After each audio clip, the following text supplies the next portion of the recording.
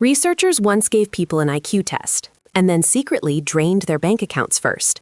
The people who were already financially struggling scored the equivalent of 13 IQ points lower than those who weren't.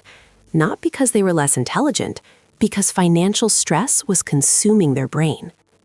Your IQ doesn't drop when your bank account does, but your decision-making absolutely does. Scientists have a name for what's happening, and once you understand it, you'll never judge a bad financial decision the same way again. This video is about that science and why it changes everything. Think of your brain as a computer. It has processing power, a finite amount of mental energy it can use at any given moment. Psychologists call this cognitive bandwidth. It covers everything: problem-solving, self-control, planning ahead, making good choices. Now, here's the thing. That processing power doesn't just run your conscious thoughts. It also runs in the background, handling everything you're worried about. And when you're financially stressed, that background process never stops. It's constantly running, calculating, catastrophizing, and it uses up an enormous amount of your available mental energy before you've even made a single decision today. Harvard economist Sendhil Mullainathan and Princeton psychologist Eldar Shafir spent years studying what scarcity does to the mind. Their conclusion was striking. When people lack something, money, time, food, their attention narrows dramatically. They called it tunneling. The brain locks on to the immediate shortage and filters out almost everything else. Now, tunneling isn't always bad. It makes you hyper-focused on the problem right in front of you. But here's the cost. Everything outside the tunnel disappears. Long-term planning, perspective, consequences that are 2 steps away. All of it gets pushed out of view. You're not being irresponsible. Your brain is literally blocking it out. This brings us back to that IQ test study. Mullainathan and Shafir ran experiments where they primed participants to think about financial problems, some small, some large. Then they tested their cognitive performance. The people thinking about serious financial stress performed significantly worse. The effect was equivalent to losing a full night of sleep, or functioning as if you'd had a few alcoholic drinks. The researchers called this the bandwidth tax. Financial stress doesn't just feel bad, it literally borrows from your cognitive capacity, the same capacity you need to solve financial problems in the first place. It's a cruel irony. The harder things get, the harder it becomes to think your way out.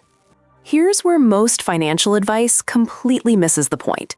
It assumes that poor decisions come from poor discipline. Just budget better, stop impulse buying, think long-term. But willpower is a cognitive resource, and cognitive resources are exactly what financial stress depletes. Asking someone under financial strain to simply use more self-control is like telling someone with a broken arm to just lift more weights. The tool you need is the tool that's been taken from you. Research by Roy Baumeister and others shows that self-control draws from the same pool of mental energy as everything else. When that pool is already drained by stress and worry, there isn't much left over for discipline. Mullainathan and Shafir identified a specific pattern they called bandwidth borrowing. When you're short on money, you borrow, financially and mentally. You take a high-interest payday loan to cover rent. You skip the dentist to pay the electricity bill. You handle today's crisis by pushing tomorrow's problem further away. And mentally, your brain does the same thing. It focuses so intensely on right now that it steals attention from future consequences. The result is a cycle. Short-term relief creates long-term damage. The damage creates more stress. More stress consumes more bandwidth. Less bandwidth leads to more short-term decisions. And around it goes. This isn't a character flaw. It's a cognitive trap with a very predictable mechanism. One of the most profound effects of financial stress is what it does to your relationship with your future self. Under scarcity, the future becomes abstract, not because you're irresponsible, but because your brain literally deprioritizes abstract thinking when survival instincts kick in. Neuroscientists have found that imagining your future self activates different brain regions than thinking about your present self, and under stress, that future self circuitry goes quiet. Retirement savings, emergency funds, long-term investments, these feel irrelevant when you're worried about dinner tonight. And so people make choices that look irrational from the outside, but are perfectly rational from inside the tunnel. present survival feels more real than future security. So if this is a bandwidth problem, the solution isn't more lectures about saving money. It's reducing the cognitive load that's depleting bandwidth in the first place. Mullainathan and Shafir's research points to a few things that genuinely work. First, simplification.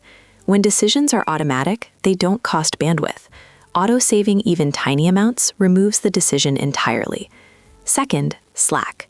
A small financial buffer, even $50, dramatically reduces the number of crisis calculations your brain has to run. Third, removing friction from good choices and adding friction to bad ones. This is why nudge economics works. Make the good decision the default. And finally, systems over willpower. Don't ask yourself to resist. Change the environment so resistance isn't required.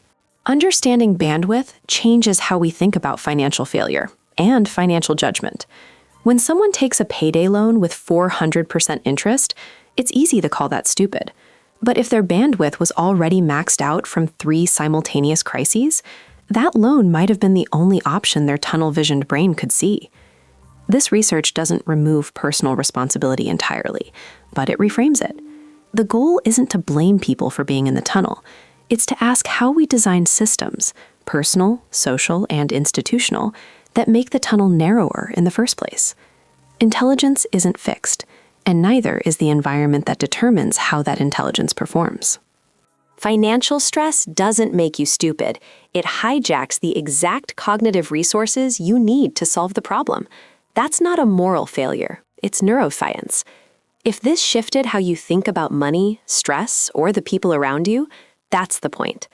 Subscribe for more psychology content that looks at human behavior without judgment. See you in the next one.